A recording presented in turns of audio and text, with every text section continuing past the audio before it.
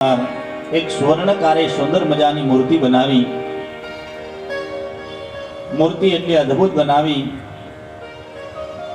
અને એવી ને એવી મૂર્તિ અને બીજી બનાવી, બે મૂર્તિઓ બનાવી. મૂર્તિ બનાવ્યા પછી એને પ્રદર્શનમાં મૂકી વેચવા માટે કોઈ લોકોએ આવીને પૂછ્યું કે ભાઈ આ મૂર્તિનો શું ભાવ છે?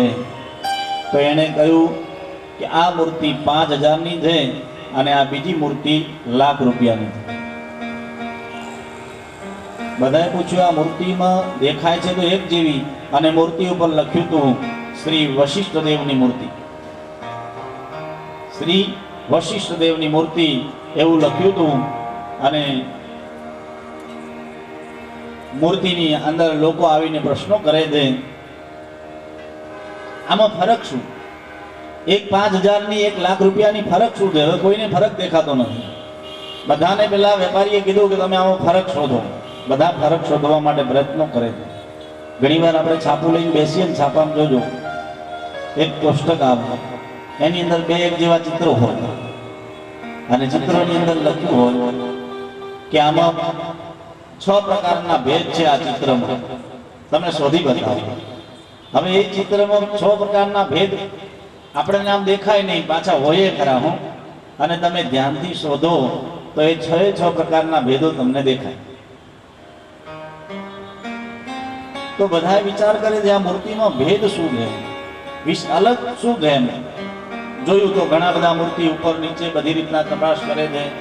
પૂછ્યું કોઈએ કે ભાઈ આ મૂર્તિ પિત્તળની છે તો આ મૂર્તિમાં કઈ સોનું બોનું તે વધારે ઉમેર્યું છે કે ના? બંને મૂર્તિ પિત્તળની છે, બંને 10-10 કિલોની બનાવી છે અને મૂર્તિ બનાવનાર પોતે જ છે. અચ્છા, તો ફરક શું? કોઈને ભેદ સમજાતો નથી. ત્યાં એક સંત મહાત્મા નીકળ્યા, ભગવત પ્રેમી હતા, સત્સંગ પ્રેમી હતા. અને ભગવત પ્રેમી વ્યક્તિઓનો એક ચહેરો આખો અલગ પડતો હોય. જે સત્સંગમાં જતા હોય, ધર્મમાં જેને રુચિ હોય ને એની એક આભા અલગ પડતી હોય. એણે આવીને કહ્યું વેપારીને કે ભાઈ હું તપાસ કરું? તો કે હા બતાવો, આ બંનેમાં ભેદ શું છે? ત્યારે એને કહ્યું કે એક કામ કરો, એક સૂતરી લાવો, એક દોરી લાવો. પેલા એ વેપારી એક સૂતરી આપી અને પેલા એ સૂતરીને આમ કિનારા ઉપર થોડી ઘસી અને મૂર્તિના કાનમાં નાખી. મૂર્તિના જમણા કાનમાં નાખી અને દબાવી સૂતરીને, તો મૂર્તિ આ કાનમાંથી નીકળીને બીજા કાનમાં નીકળી, આ કાનમાંથી નીકળી અને